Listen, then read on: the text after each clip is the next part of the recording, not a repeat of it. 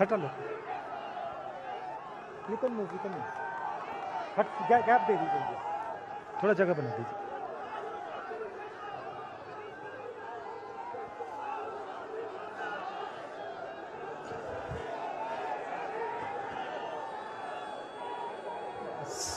Stage पे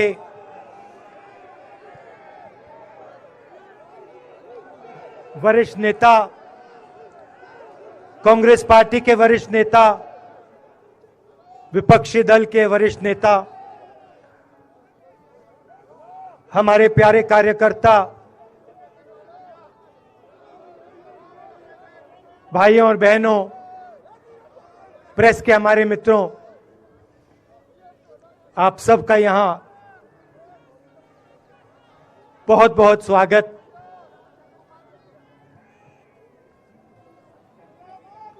आप आज यहां बर्फ में खड़े हैं, मगर आप में से किसी को सर्दी नहीं लग रही है। आप बारिश में खड़े हुए, कोई भीगा नहीं। गर्मी में आपको गर्मी नहीं लगी, सर्दी में आपको सर्दी नहीं लग रही है, क्योंकि देश की शक्ति आपके साथ है।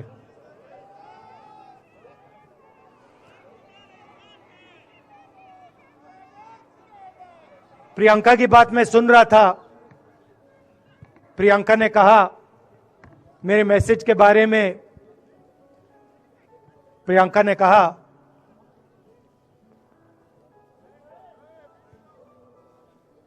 नॉर्मली होता नहीं है, मगर मेरे आंख में आंसू आए।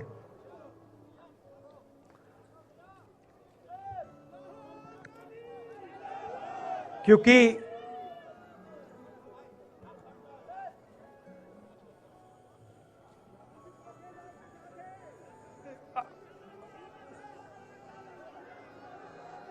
मैं कन्याकुमारी से चला, शुरुआत की और पूरे देश में हम पैदल चले। मैं सच बताऊं, आपको अजीब लगेगा, मगर मैं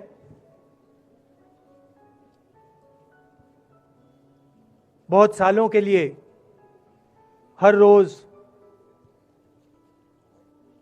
8-10 किलोमीटर दौड़ता हूं। तो मैंने सोचा था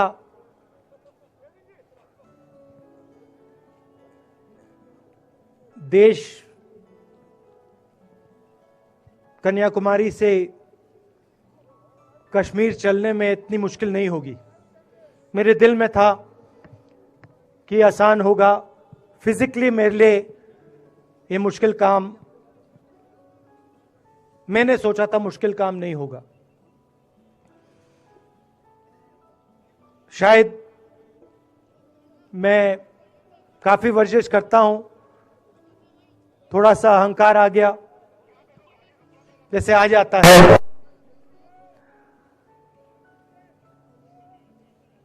मगर फिर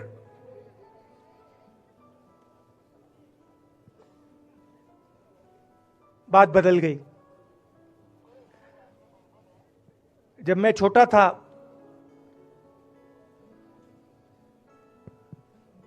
फुटबॉल खेलता था,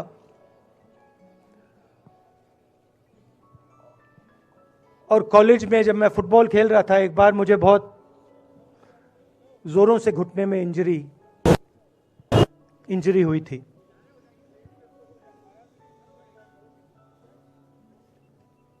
मैं उसको भूल गया था।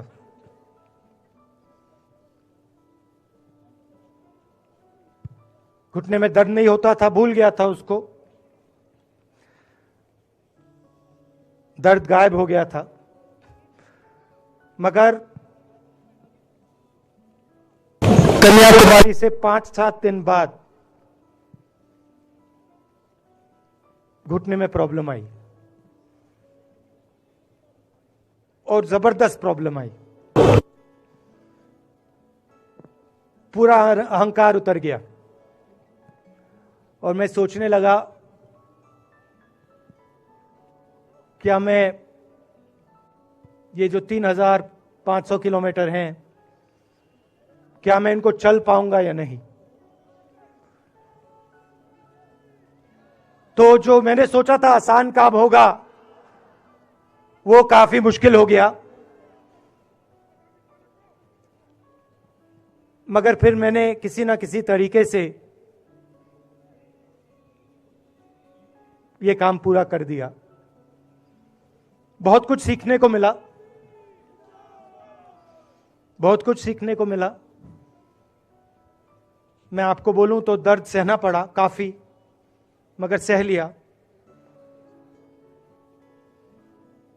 रास्ते में एक दिन मुझे दर्द हो रहा था, काफी दर्द हो रहा था, और मैं सोच रहा था अब 6-7 घंटे और चलने हैं। और उस दिन मुझे लग रहा था कि आज मुश्किल है। और एक छोटी सी बच्ची आई, दौड़ती हुई आई मेरे पास, और मुझे कहती है कि मैंने तुम्हारे लिए कुछ लिखा है,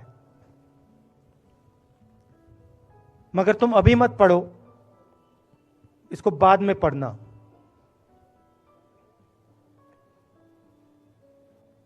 और फिर वो मुझे गले लग के भाग गई। फिर मैंने सोचा अब पढ़ता हूं क्या लिखा है।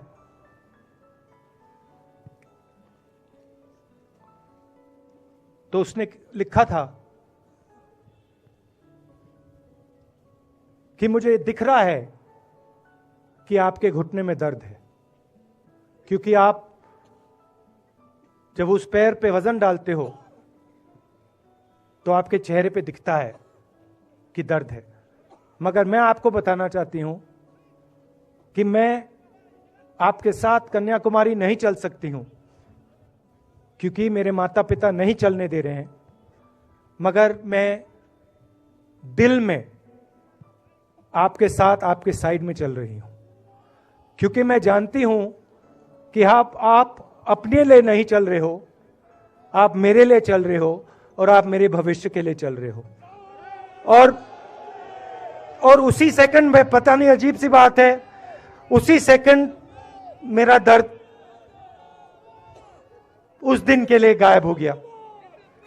दूसरी बात, मैं चल रहा था और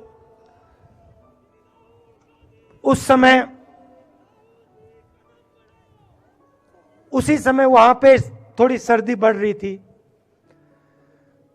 सुबह का समय था और 4 बच्चे आए।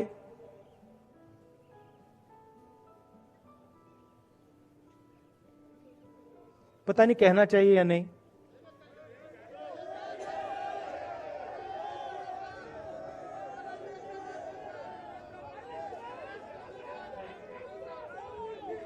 तो कह देता हूं, छोटे से बच्चे थे, भिखारी थे, भीख मांगते थे, और मेरे पास आए। कपड़े नहीं थे, मैंने देखा। शायद मजदूरी भी करते थे तो थोड़ी मट्टी थी उन पे। खैर, मैं ये चीजें देखता नहीं हूं, तो मैं उनके साथ गले लगा, घुटनों पे गया, ऐसे उनको पकड़ा मैंने, क्योंकि मैं उनकी लेवल पे रहना चाहता था। और फिर, नहीं सुनिए, मैं ये बात कहना नहीं चाह रहा था, मगर कह दूंगा। तो उनको ठंड लग रही थी, वो कांप रहे थे। शायद उनको खाना नहीं मिला था, छोटे बच्चे मजदूरी कर रहे थे।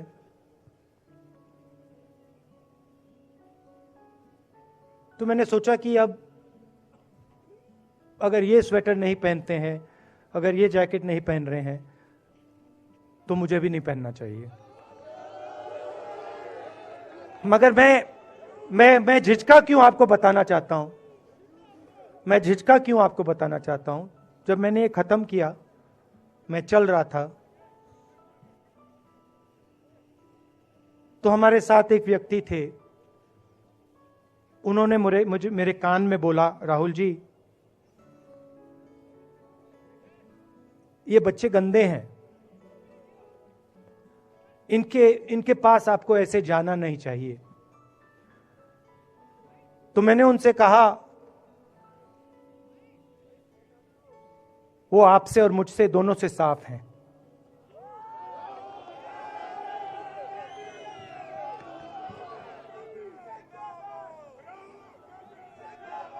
तो देश में कभी कभी यह विचारधारा दिखाई दे जाती है।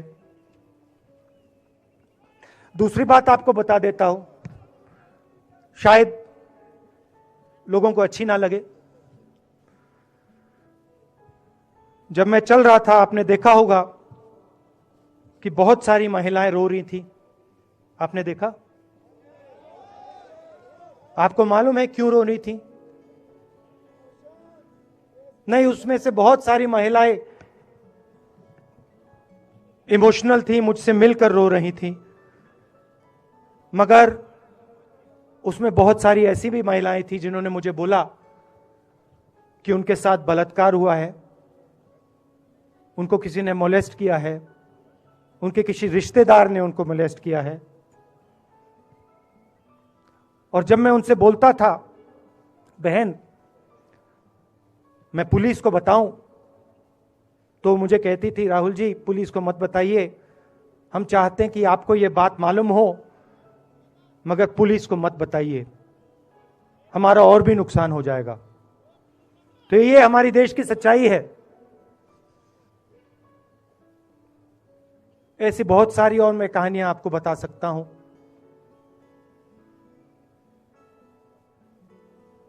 तो फिर मैं कश्मीर की ओर आ रहा था और मैं सोच रहा था कि इसी रास्ते पे मैं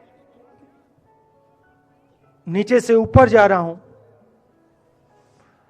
मैं सोच रहा था कि इसी रास्ते से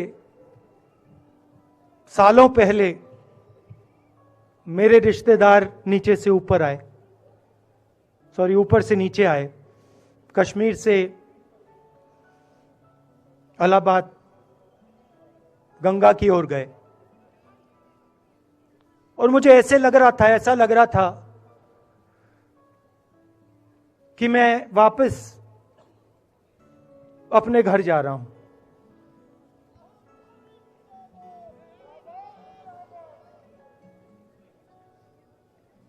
घर मेरे लिए, जब से मैं छोटा था, मैं सरकारी घरों में रहा हूं, मेरा अपना घर नहीं है। तो मेरे लिए घर, जिसको जो स्ट्रक्चर होता है, उसको मैंने कभी घर नहीं माना। वो मेरे लिए, मैं कहीं भी रह लूं, वो एक इमारत होती है, वो घर नहीं होता है। घर मेरे लिए एक सोच है, एक जीने का तरीका है, एक सोचने का तरीका है।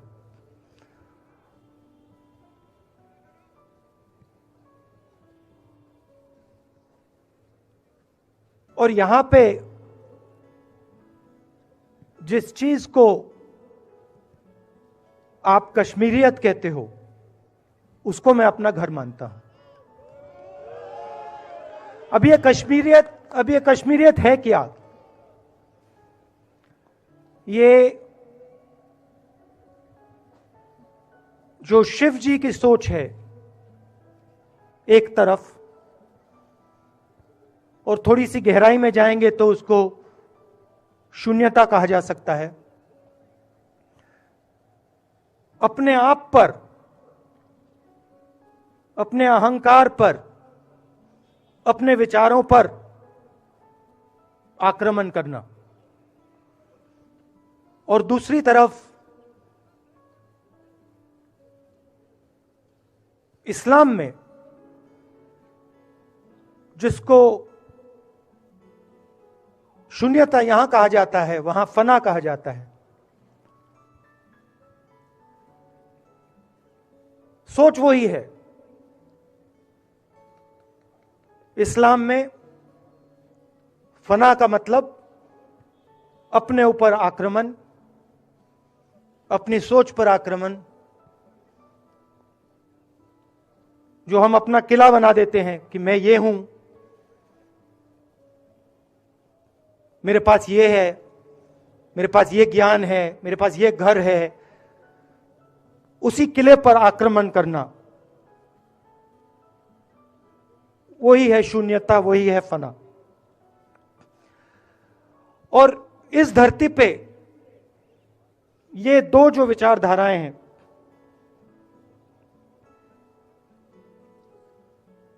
इनका एक बहुत गहरा रिश्ता है और ये सालों से रिश्ता है,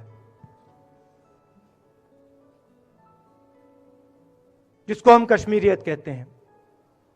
यही सोच बाकी स्टेट्स में भी है। गांधी जी वैष्णव जनतों की बात करते थे, जिसको हम यहां शून्यता, फना कहते हैं, उसको गुजरात में वैष्णव जनतो कहा जाता है। असम में शंकर देव जी ने भी यही बात कही। कर्नाटक से हमारे यहां जो लोग आए हैं, वहां बसवा जी ने यह बात कही। केरल में नारायण गुरु ने ये बात की। महाराष्ट्र ने ज्योतिबा फुले जी ने ये बात की। और यहां इसको हम कश्मीरियत कहते हैं। लोगों को जोड़ना और दूसरों पर आक्रमण नहीं करना, अपने आप पर आक्रमण करना, अपनी कमी देखना।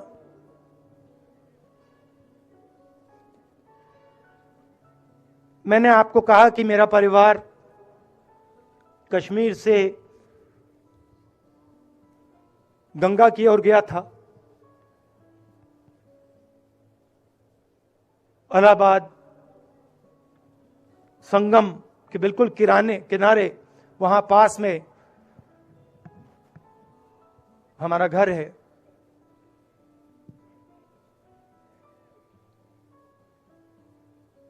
तो जब यहां से वो वहां गए, उन्होंने कश्मीरियत की जो सोच थी उसको गंगा में डाला था। गंगा में ले गए उस सोच को और उत्तर प्रदेश में उस सोच को फैलाया था, जिसको उत्तर प्रदेश में गंगा जमुना तहजीब कहा जाता है।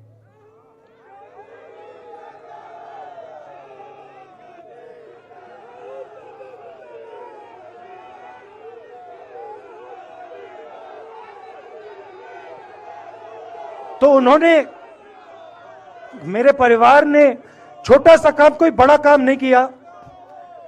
जो आपने उनको सिखाया, जो जम्मू कश्मीर के लोगों ने उनको सिखाया, लद्दाख के लोगों ने सिखाया, क्योंकि उसमें बौद्ध धर्म भी है, उनके पास भी वही सोच, शून्यता की सोच उधर भी है। वो उसको ले गए और उस विचारधारा को, सोच को गंगा में उन्होंने रखा। तो मैं ये सोच रहा था, जब यहां आ रहा था, पैदल चल रहा था, और मुझे सिक्योरिटी वालों ने कहा था कि देखिए, आप पूरे हिंदुस्तान में चल सकते हो, जम्मू में भी चल सकते हो, मगर आखिरी जो 4 दिन हैं कश्मीर में, आपको गाड़ी से जाना चाहिए।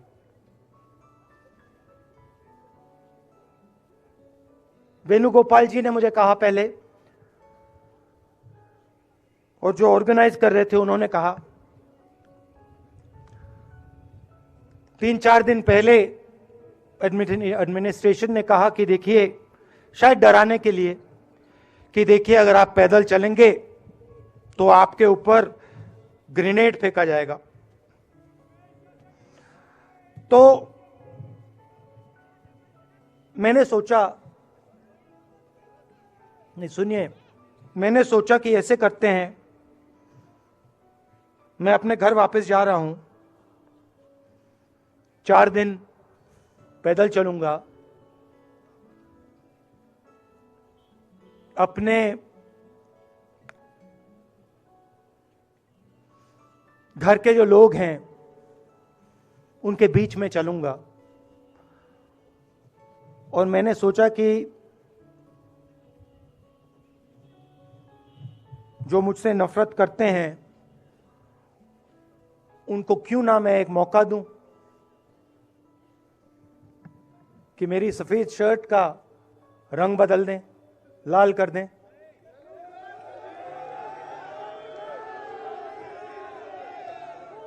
क्योंकि मेरे परिवार ने मुझे सिखाया है, गांधी जी ने मुझे सिखाया है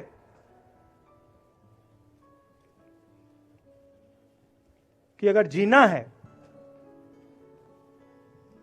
तो डरे बिना जीना है, नहीं तो जीना नहीं है।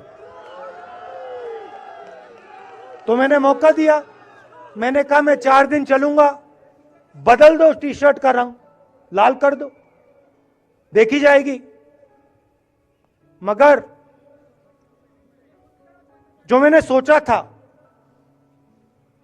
वही हुआ। जम्मू कश्मीर के लोगों ने मुझे हैंड ग्रेनेड नहीं दिया, अपने दिल खोलकर प्यार दिया, गले लगे।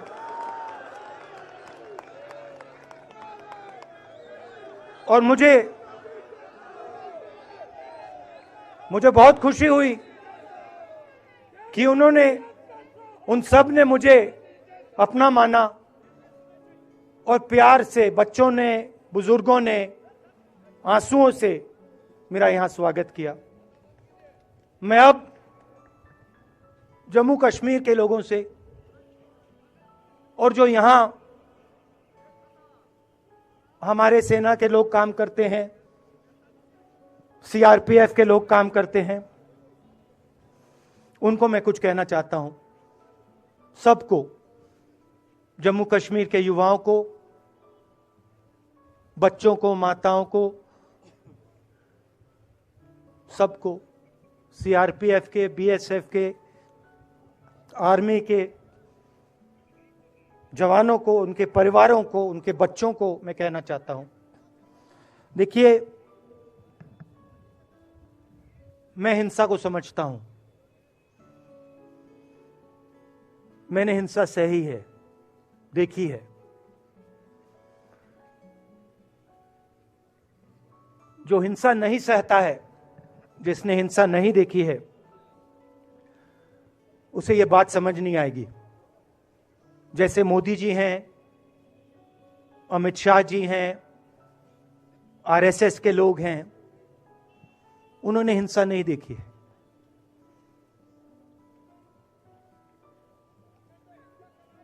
डरते हैं, नहीं डरते हैं, देखिए डरते हैं। यहां पे हम 4 दिन पैदल चले, मैं आपको गारंटी देके कह सकता हूं कि बीजेपी का कोई नेता ऐसे नहीं चल सकता है। और इसलिए नहीं क्योंकि जम्मू कश्मीर के लोग, इसलिए नहीं क्योंकि जम्मू कश्मीर के लोग उनको चलने नहीं देंगे, इसलिए क्योंकि वो डरते हैं। खैर, मैं अपने जम्मू कश्मीर के लोगों को, युवाओं को, बुजुर्गों को और आर्मी के लोगों को, सीआरपीएफ, बीएसएफ लोगों को थोड़ा सा बताना चाहता हूं। देखिए, मैं जब 14 साल का था, स्कूल में था, सुबह ज्योग्राफी की क्लास में था, मैं पढ़ रहा था, सामने बैठा था और मेरी एक टीचर आई, अंदर आई और उसने कहा राहुल तुम्हें प्रिंसिपल बुला रहा है। मैं बदमाश था, बहुत बदमाश था जब छोटा था। बहन से पूछ सकते हो क्या क्या करता था मैं, अभी भी करता हूं।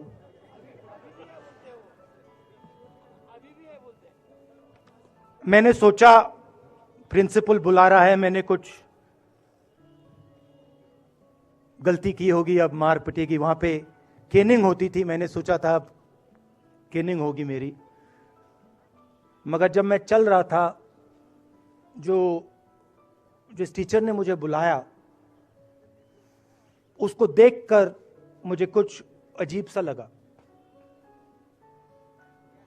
और जब मैं प्रिंसिपल के ऑफिस पहुंचा तो प्रिंसिपल ने कहा राहुल तुम्हारे घर से फोन कॉल है।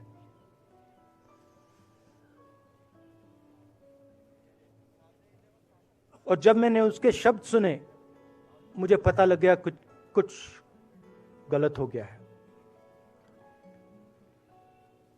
मेरे पैर कांपे और मैंने जैसे फोन अपने कान पे लगाया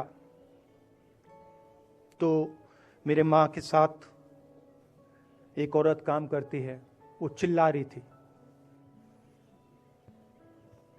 राहुल दादी को गोली मार दी, दादी को गोली मार दी, दादी को गोली मार दी। 14 साल का था।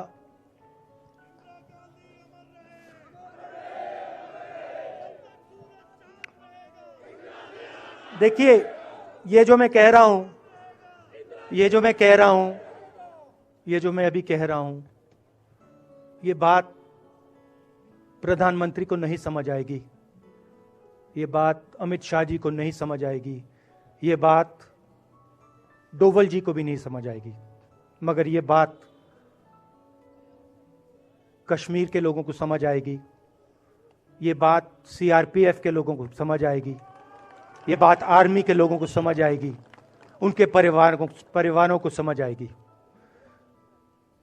तो उन्होंने मुझे कहा, नाम ओंगमू है उसका, उसने कहा दादी को गोली लग गई, दादी को गोली लग गई। और फिर मुझे गाड़ी में वापस ले गए, प्रियंका को मैंने स्कूल से उठाया, मैं वापस गए।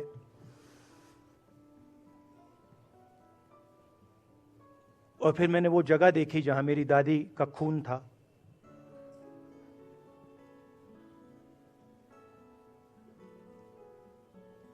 पापा आए, मां आई। मां बिल्कुल हिल गई थी, बोल नहीं पा रही थी।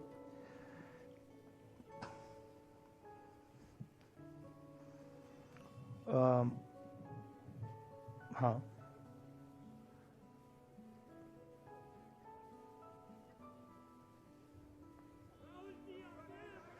फिर क्या हुआ? तो जब जो हम लोग हैं जिन्होंने हिंसा देखी है,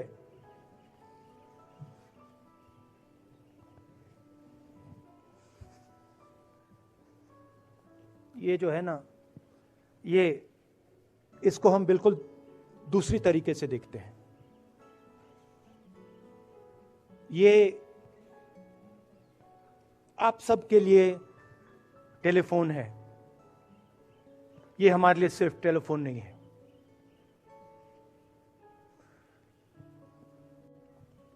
उसके बाद 6-7 साल बाद मैं अमेरिका में था और फिर से टेलीफोन आया। 21 में टेलीफोन आया। जैसे बहुत सारे, जैसे जो पुलवामा में हमारे सैनिक मरे थे, उनके घर टेलीफोन आया होगा। हजारों कश्मीरी लोगों के घर टेलीफोन आया होगा। सेना के परिवारों को टेलीफोन आया होगा।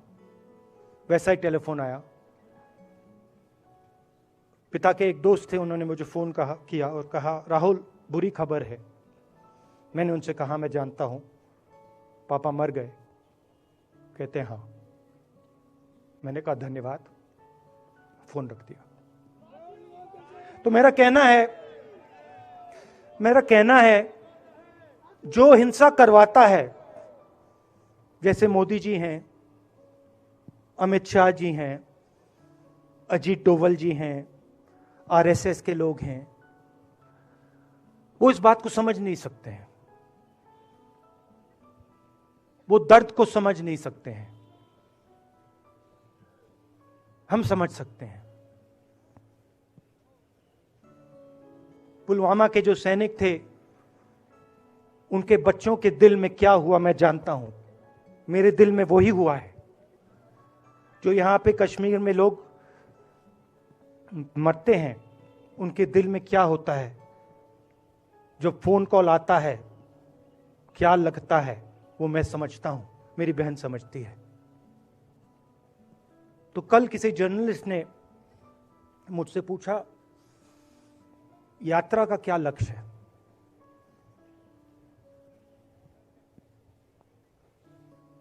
कहा कि यात्रा क्या अचीव करना चाहती है, जम्मू कश्मीर में क्या अचीव करना चाहती है। मेरे उस समय दिमाग में आया, मगर मैंने कहा नहीं बोलता हूं, कल भाषण में बोलूंगा। यात्रा का लक्ष्य है कि ये जो फोन कॉल हैं, चाहे ये आर्मी के हों, चाहे सीआरपीएफ के हों, चाहे ये कश्मीर के लोगों के हो, ये फोन कॉल बंद हो जाए।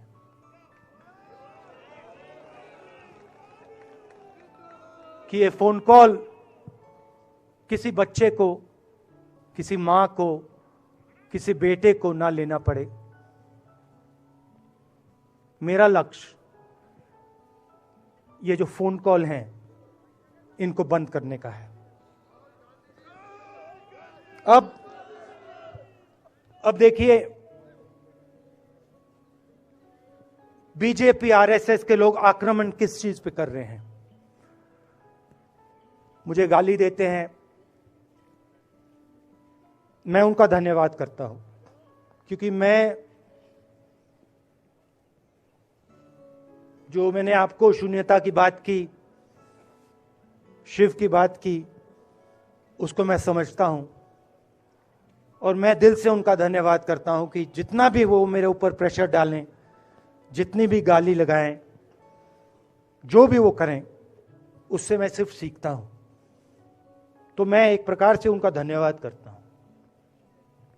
मगर जो मैंने आपको बात बोली पहले, चाहे वो कश्मीरियत है, चाहे वो वैष्णव जनतो है, चाहे वो शंकर देव जी हैं, बसवा हैं, नारायण गुरु हैं, तिरुवल्लुवर हैं, जो तमिलनाडु के बड़े पोएट हैं, फूले जी हैं, और जो कश्मीरियत हैं, ये इस विचारधारा पे आक्रमण कर रहे हैं। और ये जो विचारधाराएं हैं, ये इस देश की नींव है, इस देश की फाउंडेशन है। और आपने जो किया, जो यात्रियों ने किया, हम सब ने किया, इस विचारधारा की रक्षा के लिए किया है। मैंने ये काम अपने लिए नहीं किया, मैं ऐसा काम अपने लिए कभी कर ही नहीं सकता हूं। मैंने ये काम हमारे कांग्रेसी मित्रों को ये अच्छा ना लगे, मगर मैंने ये काम कांग्रेस पार्टी के लिए भी नहीं किया है। मैंने ये काम, और हम सब ने ये काम हिंदुस्तान की जनता के लिए किया है। और हमारी कोशिश है कि जो विचारधारा इस देश की नींव को तोड़ने की कोशिश कर रही है, जो विचारधारा इस देश की नींव को तोड़ने की कोशिश कर रही है, उसके खिलाफ हम खड़े हों, मिलकर खड़े हों, नफरत से नहीं, क्योंकि वो हमारा तरीका नहीं है, मोहब्बत से खड़े हों। मैं जानता हूं कि अगर हम मोहब्बत से खड़े होंगे, प्यार से बात रखेंगे, तो हमें सफलता मिलेगी। और उनकी जो विचारधारा है, उसको हम सिर्फ हराएंगे नहीं, मगर उस विचारधारा को हम उनके दिलों से निकाल देंगे। तो आपने, देश की जनता ने हमारा समर्थन किया।